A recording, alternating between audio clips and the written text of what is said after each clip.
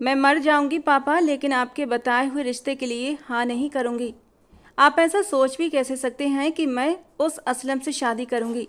हरगिज भी नहीं। इससे अच्छा तो मैं मौत को गले लगा लूं। नूरीन ने तड़पते हुए अपने बाप की ओर देखा था, जिसकी आंखों में इस वक्त सिर्फ और सिर्फ बेरहमी झलक रही थी। बेटी के लिए मोहब्बत या नरम एहसास नहीं था। अशरफ साहब ने आगे बढ़कर गुस्से के मारे उसका मुंह अपनी सख्त पकड़ में दबोच लिया था। ज़्यादा बकवास मत कर मेरे सामने। तू एक ऐसा जरिया है जिसके जरिए मैं अपनी ज़िंदगी के कुछ दिन सुकून से गुजार सकता हूँ। तू जानती है असलम कौन है? बहुत बड़ा दादा है, दादा। और जब उसकी नज़र तेरे ऊपर पड़ गई है तो उससे तुझे कोई बचा नहीं सकता। वो तो शुक्र मना इज्जत से तुझे अपनी बीवी बनाकर ले जा रहा है और बदले में मेरा सारा कर्जा भी माफ़ कर रहा है। वरना अगर वो चाहे तो सारी शर्तों को परे रखकर भी वो तुझे ज़बरदस्ती उठाकर ले जा सकता है और मैं उसका कुछ बिगाड़ नहीं सकता। और नूरीन की बड़ी बड़ी आंखों से आंसू टपकने लगे थे। उसके सामने उसका बाप नहीं बल्कि एक जल्लाद आदमी खड़ा था, जिन्हें अपनी बेटियों से बिल्कुल भी मोहब्बत नहीं थी। पापा, मैं जानती हूँ आपके दिल में कोई जज्बात नहीं है। मैं आपसे किसी भी तरह प्यार की उम्मीद भी नहीं कर सकती। आपने जो कुछ भी असमा के साथ किया वो मैं मरते दम तक नहीं भूलूंगी। सगी बेटी थी आपकी, लेकिन आपने मेरी बहन को जीते जी मार डाला। अपनी बहन को याद करते ही नूरीन तड़प तड़प कर रोने लगी थी। उसे इस दुनिया में सबसे ज़्यादा मोहब्बत थी तो सिर्फ अपनी जुड़वा बहन उसवा से, लेकिन उसवा उसकी ज़िंदगी में नहीं थी। एक ऐसा भयानक हादसा जिसने उसवा को उससे छीन लिया था। वो हादसा याद आते ही नूरीन का दिल जैसे फट सा गया था। काश काश उसे भी मौत आ जाती तो इतना बड़ा गम उसे झेलना न पड़ता। तेरी बहन के साथ जो कुछ हुआ वो उसकी तकदीर में लिखा था, और अब तेरे साथ जो होगा वो तेरी तकदीर में लिखा है। न तू इसे बदल सकती है और न कोई और। ये कहते हुए अशरफ ने उसे कलाई से पकड़ा और खींचते हुए ले जाकर कमरे में बंद कर दिया। खुद को तैयार कर ले, कल शादी है तेरी असलम के साथ। ये कहकर वो बाहर से दरवाज़ा बंद करके चला गया था, जबकि नूरीन तड़प तड़प कर रो पड़ी थी। बिन माँ के बच्चे ऐसे ही बेआसरा हो जाते हैं। बाप तो पहले मुंह मोड़ लेता है। आज उसे अपनी माँ की शिद्दत से याद आई थी। नूरीन अहमद बिन्त अशरफ अहमद, आपका निकाह असलम चौधरी बल्द अशफाक चौधरी 5,000 सिक्का राजुल वक्त तय पाया गया है। क्या आपको ये निकाह कबूल है? वो 17 साल की मासूम लड़की जिसे अभी पढ़ना लिखना था, कुछ बनना था, आज अपने बाप के जुए में हारे गए पैसों के बदले अपने से 20 साल बड़े चौधरी असलम के साथ निकाह के लिए बैठी हुई थी। उसका पिता सिगरेट के कश लगाता हुआ अपनी बेटी को घूरने लगा, जो डर के मारे एक शब्द भी नहीं बोल पा रही थी। अरे बोल ना, मुंह क्यों बंद है तेरा? उसके बाप ने गुस्से में कहा। तो नूरीन का दिल धक से रह गया। उसका पिता उसे लाल जोड़ा पहनाकर असलम चौधरी के ठिकाने पर लेकर आया था और अब जबरदस्ती निकाह के लिए मजबूर कर रहा था। अब्बा, ये अंकल बहुत बड़े हैं, वो रोते हुए और डरते डरते बोली थी। तेरी तो अशरफ बट उसे मारने को ही था कि असलम चौधरी ने उसे रोक दिया। अरे यार, क्या कर रहा है? इतनी नाजुक सी है, एक थप्पड़ से ही बेहोश हो जाएगी बेचारी। और अब तो ये मेरी है, निकाह करे या फिर बिना निकाह के, लेके तो मैं ही इसे जाऊंगा।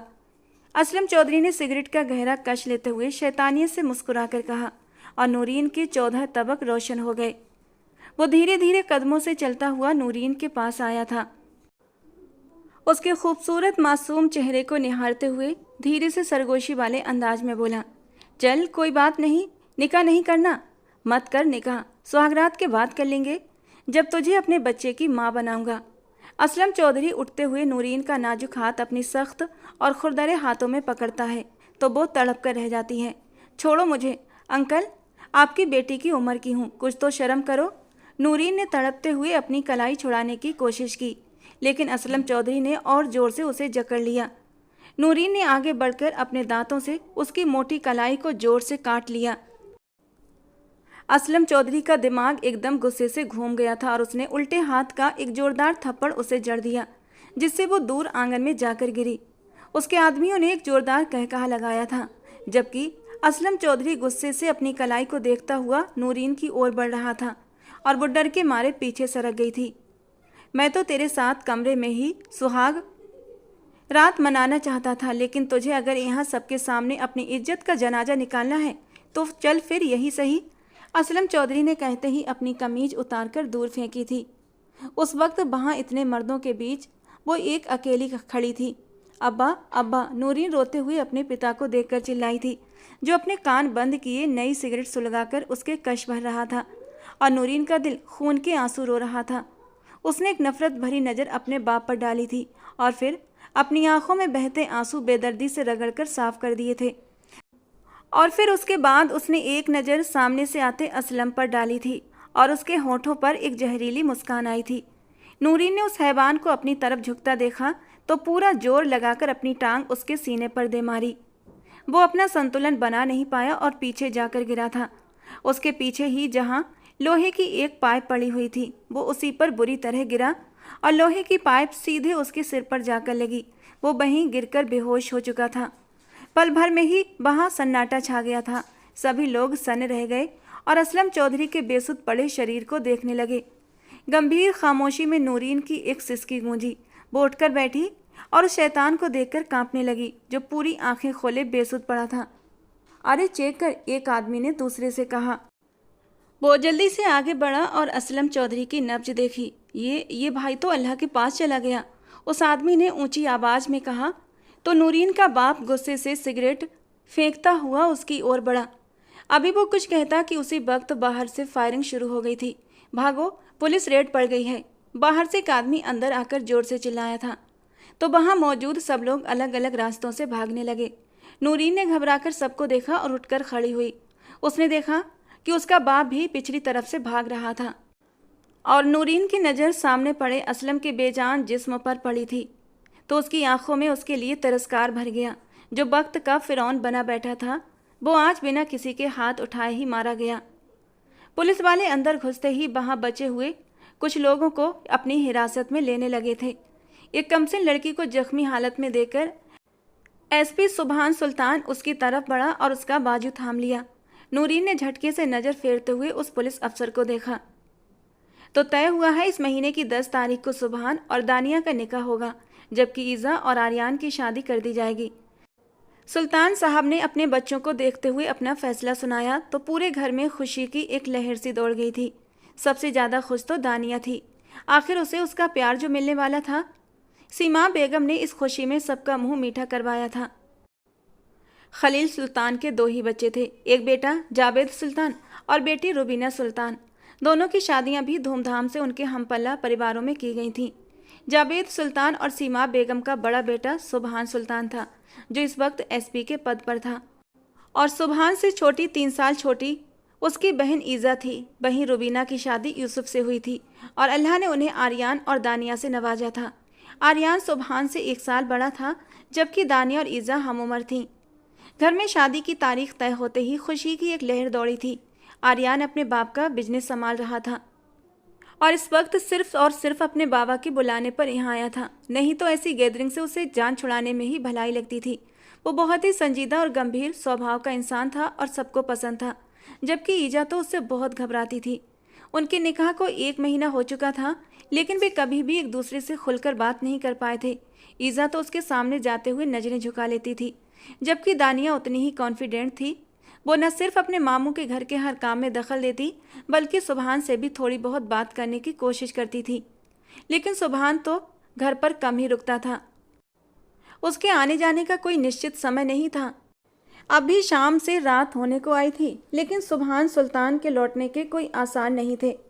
भाई बहू, खाना लगा दो, आज भी लगता है हमारा शेर लेट ही आएगा। खलील साहब ने घड़ी पर नज़र डालते हुए कहा। तो रुबीना और सीमाब साथ में किचन की तरफ बढ़ गईं। दानिया सलाद की प्लेटें सजाने लगी, जबकि ईज़ा फ्रूट ट्राइफल को फ्रिज में रख रही थी। सीमा बेगम ने नौकरानी के हाथों टेबल पर प्लेटें लगवाईं। तभी सुभान की गाड़ी का हॉर्न सुनाई दिया। लो जी, भैया आ गए। ईजा खुशी से चहकी और बाहर की ओर बढ़ी, लेकिन भागते हुए अचानक सामने से आते आर्यान से टकरा गई। आर्यान ने अचानक ही उसे कमर से थाम कर गिरने से बचा लिया। संभल के, आर्यान ने फिक्रमंदी से कहा। तो ईजा का दिल जोर से धड़कने लगा। पहली बार आर्यान ने उसे छुआ था, और वो भी सबके सामने। ईजा जल्दी से घबराते हुए एक झटके से पीछे हटी और शर्मिंदगी से सिर झुकाए भागने लगी। लेकिन तभी गेट से सुभान अपने भाई के साथ अंदर आया। उसके साथ लाल जोड़े में एक कमसिन लड़की थी और सुभान के साथ उस लड़की को देखकर ईजा वहीं साकित रह गई। बाकी घर वालों की नज़रें भी उस लड़की पर टिक गई थीं। दानिया की नज़रें सुभान के हाथ पर थीं, जो उस लड़की की कलाई थामे हुए था। सर, इस लड़की का क्या करना है? इंस्पेक्टर काशिफ ने सुभान सुल्तान से पूछा, जो अभी सारा पेपर वर्क पूरा करके उठा ही था। असलम चौधरी एक मुजरिम था। पुलिस उसकी तलाश में थी, लेकिन वो फरार था। उसे जिंदा या मुर्दा पकड़ना था। ये कानून की तरफ से सुभान सुल्तान के लिए ऑर्डर था। आज मुखबिर की सूचना पर सुभान ने असलम चौधरी के गुप्त ठिकाने पर रेड मारी, लेकिन असलम तो मिला मगर मरा हुआ। उसके कुछ आदमी तो पकड़े गए थे, जबकि कई आदमी भाग भी निकले थे। बड़ी मात्रा में उसके अड्डे से नशा भी बरामद हुआ था। सब कुछ अपनी हिरासत में लेते हुए एसपी सुभान सुल्तान उस लड़की को पूरी तरह भूल गया था, जो कब से बाहर बेंच पर बैठी हुई थी। अब काशिफ के याद दिलाने पर सुभान ने अपने माथे पर हाथ मारा। अरे, इसे तो मैं भूल ही गया। भेजो इसे अंदर। सुभान के कहने पर काशिफ ने उस लड़की को अंदर भेज दिया। वो बिना किसी भावना के एकदम मशीनी अंदाज में चलती हुई उसके ऑफिस में दाखिल हुई। तुम्हारा नाम क्या है और वहाँ असलम चौधरी के अड्डे पर कैसे पहुंची? सुभान ने फ़ोन पर आए अपनी माँ के मैसेज का जवाब देते हुए जल्दी जल्दी पूछा। नूरीन ने सर उठाकर उस पुलिस अफसर को देखा। मेरा बाप मुझे बेचने गया था, निकाह करवाकर अपना कर्ज उतारना चाहता था। उसकी बात पर सुभान ने चौंकते हुए सिर उठाया और उस लड़की को ध्यान से देखा। तुम्हारी उम्र कितनी है? अब उसने मोबाइल एक तरफ रखते हुए पूरी तरह से उसकी तरफ ध्यान दिया था। अभी 18 की नहीं हुई। वो पूरे आत्मविश्वास से जवाब दे रही थी। तुम्हारा बाप कहाँ है? भाग गया। इस बार उसके शब्दों में अपने बाप के लिए नफरत ही नफरत थी। तुम क्यों नहीं भागी? अब वो माथे पर बल डालकर घूरते हुए उससे पूछने लगा। कोई ठिकाना नहीं था मेरा जहाँ मैं भाग कर जाती। इस बार उसकी आंखों से एक आंसू टूट कर गिरा था। उस लड़की के चेहरे पर कहीं कहीं जख्म के निशान थे। सुभान ने अपनी नज़रें फैल लीं। तुम्हें किसने मारा? वो अब अपनी जगह से उठकर उसके पास आया और उसका चेहरा देखते हुए पूछा। असलम चौधरी ने। मैंने निकाह से इनकार कर दिया था तो उसने।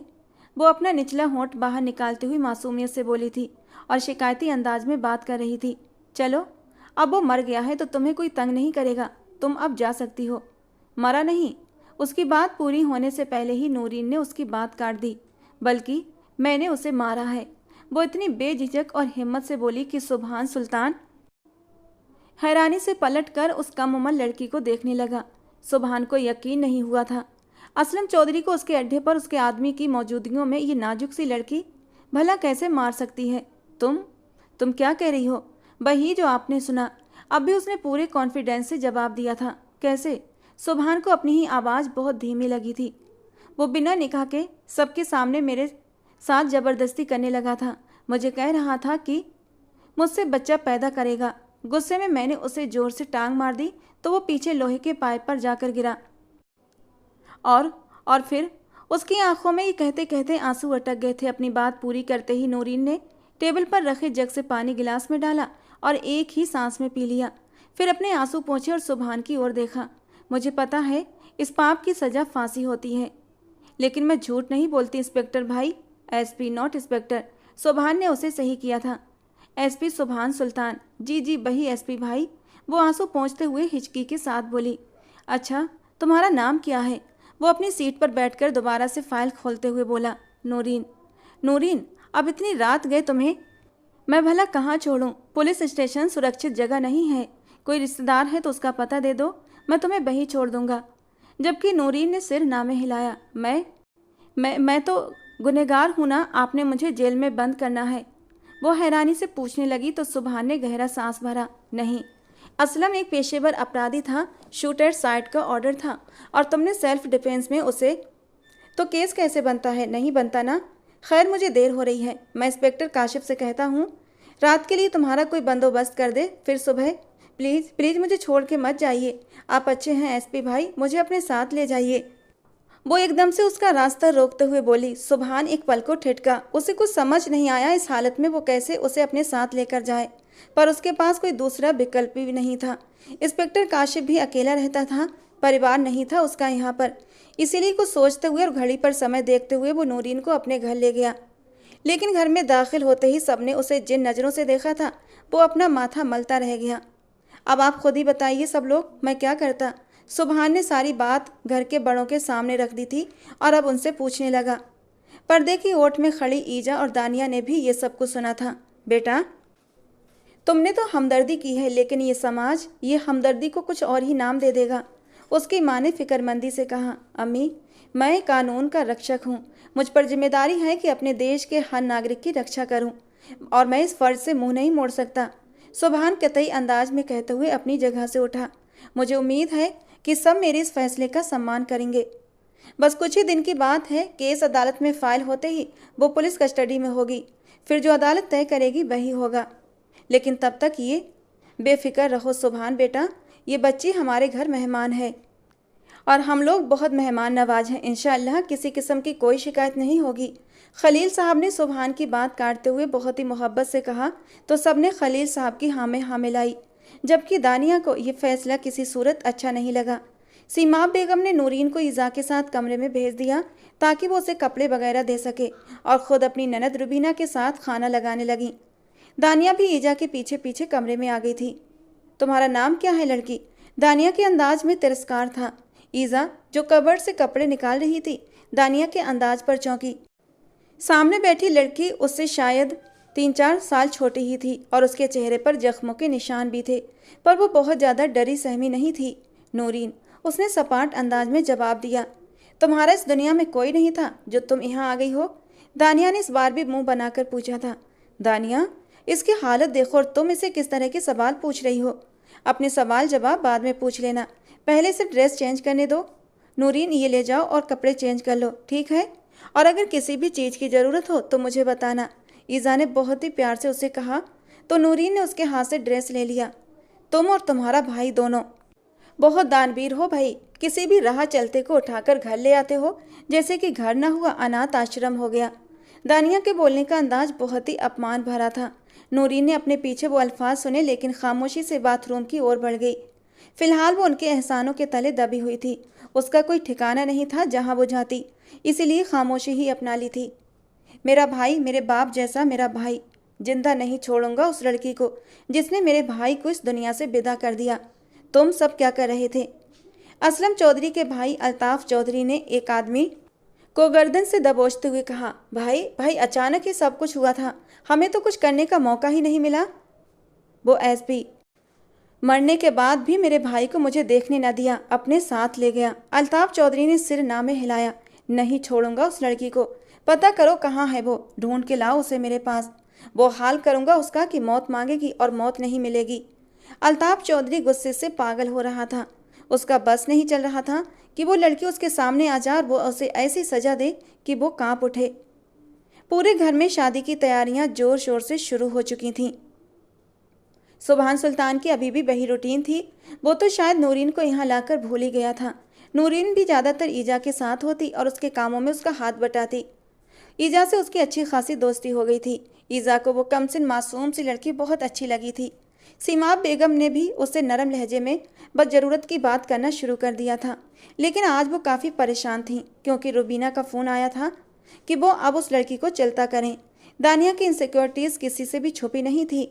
हर दूसरे दिन वो यहाँ पहुँच जाती और जिस तरह उस बच्ची को ताने मारती, सीमाब जी चुप रह जाती थीं। लेकिन उन्हें दानिया के रवैये से काफ़ी बुरा लगता था। रात को सुभान को अकेला पाते ही वो उसके कमरे में चली आईं। बेटा, अब इस लड़की के लिए कहीं और रहने का इंतजाम करवा दो, कब तक वो यहाँ रहेगी? उनके लहजे में कुछ था, जबकि सुभान के माथे पर बल पड़े थे। आपको किसी ने कुछ कहा है? अरे नहीं बेटा, बस अब चले जाना चाहिए उसे यहाँ से। सीमा बेगम ने नज़रें चुराईं। मामा, मैं इस केस पर काम कर रहा हूँ। इतने दिनों से जो आदमी मरा है उसका एक भाई भी है जो बहुत बड़ा गुंडा है और इस वक्त वो नूरीन को ढूंढ रहा है ताकि वो उससे बदला ले सके। मैं उसे कैसे जानते बूझते किसी के भी हवाले कर दूं? सुभान ने सख्त संजीदगी से कहा। बेटा, 2 दिन बाद आपकी शादी है, अब आप छुट्टियां ले लें। सीमा बेगम ने एकदम से बात बदल दी। यार, एक तो आप ही शादी की जिम्मेदारियां जरूर डाल देती हैं मुझ पर।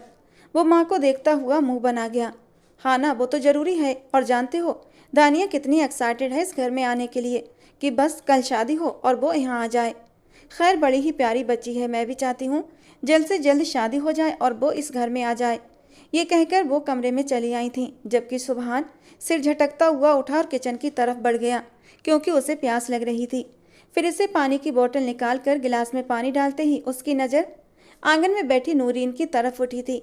वो पानी पीता हुआ उसकी ओर बढ़ गया। वो ऊपर आसमान में चांद और तारों को देख रही थी और किसी गहरी सोच में गुम थी। तुम यहाँ इतनी रात के क्या कर रही हो? अचानक अपने पीछे से भारी मर्दाना आवाज़ सुनकर वो बुरी तरह डर गई। दिल पर हाथ रखे नाराजगी से सुभान को देखने लगी। आपने तो मुझे डरा ही दिया। मुझे लगा आप शहर से बाहर चले गए हैं एसपी भाई। वो उसके पास आते हुए नॉर्मल से अंदाज में बोली, मैं ऑन ड्यूटी होता हूँ। सुभान ने बहुत ही संजीदगी से उसे जवाब दिया, अच्छा एक बात कहूँ आपसे? नूरीन की ब्राउन शहद आंखें जैसे चमकने लगी थीं। बोलो। एक पल को सुभान उसकी आंखों में खोसा गया था, पर अगले ही लम्हे उसने रुख फेर लिया। आप मुझे किसी एनजीओ में भेज दें। मैं अब और आपके या आपके घर वालों पर बोझ नहीं बनना चाहती। वो नम लहजे में उदासी से बोली, तुमने एक पाप किया है, पता है तुम्हें? सुभान की बात पर उसके होंठ भींच गए थे। और उसका भाई तुम्हारे खून का प्यासा है। तुम घर से बाहर भी निकली तो वो तुम्हें, मेरा बाप आया था यहाँ पर एक बार। नूरीन की बात पर सुभान के कान खड़े हो गए। ये बात तुमने पहले क्यों नहीं बताई? कब और कैसे? वो दूध वाले के रूप में आया था और मुझे कहा था वापस चलो, वरना वो आपके घर वालों को मार देगा। नूरीन ने परेशानी से कहा, अभी कोई माँ का लाल पैदा नहीं हुआ जो सुभान सुल्तान की फैमिली को मैली आंख से भी देख सके। और तुम जाओ अंदर, फालतू की सोचों को खुद से दूर रखा करो। और दरवाजे की तरफ देखा तो टांगें तोड़ दूंगा तुम्हारी भी और तुम पर गंदी नज़र डालने वाली की भी, समझी? वो न जाने किस एहसास के तहत ये बात बोल गया था। वो उसे अंदर की तरफ बढ़ते देख खुद गहरी सोच में पड़ गया। उसे अब घर की सिक्योरिटी और सख्त करनी थी। अरे नानो, आपके आने से तो घर में रौनक हो गई है। हम बहुत खुश हैं कि आप आ गई। ईज़ा ने प्यार से अपनी नानी के गले में बाहें डाल दी। अरे मेरे बच्चों की शादी है, कैसे ना आती? मेरे आर्यन और मेरे ईज़ा, अल्लाह तुम दोनों की जोड़ी सलामत रखे, आमीन। नानो, सुभान भैया की भी तो हो रही है शादी, उसे दुआएं नहीं देंगी आप? ईजा ने शरारत से कहा। हैं? उसकी किसके साथ हो रही है? अरे सीमा, मुझे बताया नहीं तुमने? सीमा बेगम ने गहरा सांस भरा और गुस्से से अपनी बेटी ईजा को घूरा। अम्मा, वो अचानक ही सुभान का रिश्ता तय किया तो उसकी भी साथ ही कर देते हैं। उन्होंने बात को घुमाना चाहा, पर लड़की कौन है पता तो चले। वो भी टलने वाली नहीं थी। अस्सलामु अलैकुम। अचानक से नूरीन वहाँ आते ही सलाम करने लगी तो सबकी नज़रें उसी पर टिक गईं। अरे ये लड़की है क्या? पर ये तो कुछ छोटी नहीं। सैयदा बेगम ने अपना चश्मा ठीक करते हुए पूछा। अरे नहीं नानो, ये तो नूरीन है, मेहमान है यहाँ पर। भैया की शादी तो ईजा, उठो, तुम किचन में जाओ, देखो कितने काम है वहाँ पर। सीमाब ने उसे वहाँ से उठाया। वो चाह कर भी दानिया का नाम अपनी माँ के सामने लाना नहीं चाहती थी और इसके पीछे एक बहुत बड़ा राज छिपा हुआ था। अम्मा, आप भी सवाल जवाब लेकर बैठ गईं। अभी तो आई हैं, होती रहेंगी बातें भी। उठिए, थोड़ा आराम कर लीजिए। सीमाब बेगम उन्हें अंदर कमरे में ले गईं। आज सुभान सुल्तान और दानिया का निकाह था और साथ ही विदाई भी। वहीं ईजा की भी विदाई थी। एक ही हॉल बुक था और सिक्योरिटी का भी सख्त इंतजाम था। निकाह के लिए सुभान और दानिया को स्टेज पर लाया गया। दोनों के बीच एक जाली नुमा पर्दा पड़ा था। एक तरफ घर की सारी औरतें थीं और दूसरी तरफ मर्द हजरात। नूरीन भी आज बहुत अच्छे से तैयार हुई थी और बहुत प्यारी लग रही थी। उसने बहुत शौक से अपने हाथों पर मेहंदी भी लगवाई थी और ईजा ने उसे गजरे पहनाए थे। दानिया यूसुफ बिन्त यूसुफ सुल्तान, आपका निकाह सुभान सुल्तान बल्द जावेद सुल्तान के साथ 10 लाख सिक्काए राजिल वक्त तय पाया गया है। क्या आपको ये निकाह कबूल है? एक मिनट, ये क्या बोल रहे हैं आप? अचानक से सैयदा बेगम ने टोका तो सबकी सवालिया नज़रें उन पर जाकर टिक गईं। क्या हुआ अम्मा? जावेद साहब ने हैरानी से पूछा तो वहीं सीमा बेगम का दिल जोरों से धड़क उठा। वो जिस बात से बचना चाहती थीं वही बात उनके सामने आ गई थी। वो दिल ही दिल में दुआ कर रही थीं कि किसी तरह दानिया और सुभान का निकाह हो जाए, जो अब होते नजर नहीं आ रहा था। अरे इनका निकाह कैसे हो सकता है? नामुमकिन। सैयदा बेगम ने सिर ना में हिलाया। क्यों? क्यों नहीं हो सकता? अचानक से दानिया ऊंची आवाज़ में बोली। नहीं हो सकता मतलब नहीं हो सकता। अरे सीमा, बताया नहीं तुमने? क्या बताना था अम्मा जी? अब की बार जावेद साहब भी संजीदा हुए थे और सैयदा बेगम को देखा। अरे ये दानिया बही है ना? बचपन में इसके ऊपर जिन आशिक हो गए थे। बड़ी मुश्किल से बाबाओं ने इसका इलाज किया था, लेकिन बाबाओं ने साफ कह दिया था जब भी इसकी शादी होगी तो इसके शौहर को जिन मार देंगे। अरे मैं जानते बूझते कैसे अपने सुभान की ज़िंदगी को ख़तरे में डाल सकती हूँ? नामुमकिन, मैं ये निकाह नहीं होने दूंगी। बात थी या जैसे कोई एटम बम जो नानू ने सब पर फोड़ दिया था। ये क्या कह रही हैं आप? खलील साहब भी परेशान हुए थे। अरे सीमा, आप याद नहीं? नानों ने उन्हें याद दिलाया तो उनकी आंखों से आंसू बहने लगे। ये बात वो भला कैसे भूल सकती थी? उन्होंने पलटकर अपनी ननद दानिया की माँ को देखा, जिन्होंने सिर नामे हिलाया। वक्त हाथों से फिसल चुका था। उन्होंने अपनी ननद के कहने पर यह सच छुपाया था, क्योंकि उनकी बेटी दानिया सुभान को पसंद करती थी और उसे शादी की ख्वाहिश थी। पर अब तो सारी सच्चाई खुल चुकी थी। सब बड़े सर जोड़कर बैठ गए। सैयदा बेगम के कहने पर मौलवी साहब ने निकाह पढ़ाने से इनकार कर दिया। सुभान को कुछ समझ नहीं आ रहा था कि ये क्या हो रहा है। अचानक से ट्विस्ट आ गया था और फिर सबने यही तय किया कि सुभान और दानिया का निकाह नहीं होगा। और यूं पल झपकते ही सब कुछ बदल गया। दानिया ने खूब बाबेला मचाया, लेकिन बाप के सामने उसकी दाल न गली। सुभान सुल्तान स्टेज से नीचे उतर गया था। दानिया रोते हुए ब्राइडल रूम में चली गई। सभी उसके पीछे भागे थे। अगर ऐसी बात है तो फिर ईज़ा का भी भैया से निकाह ख़त्म करवाएं। जब मैं उस घर में जाकर नहीं रह सकती तो उस घर की लड़की भी इस घर में नहीं आएगी। अचानक विदाई के वक्त नादिया ने एक नया शोशा छोड़ दिया था। सीधे सीधे क्यों नहीं कहती कि आप सब ने मिलकर प्लानिंग की है मुझे और सुभान को अलग करने की? और हम ऐसा क्यों करने लगे? अपनी माँ से जाकर पूछ लो, क्या अब भी रातों को तुम्हारे पास जिन नहीं आते? और दानिया की माँ ने नज़रें चुराई थीं, क्योंकि अब भी दानिया को अपने कमरे में कुछ अजीब सा महसूस होता था। नानू ने गुस्से से पूछा, नहीं, ये सब झूठ है। वो तो मुझे सपने आते हैं, इसीलिए डॉक्टर ने कहा है कि इलाज के बाद मैं ठीक भी हो जाऊंगी।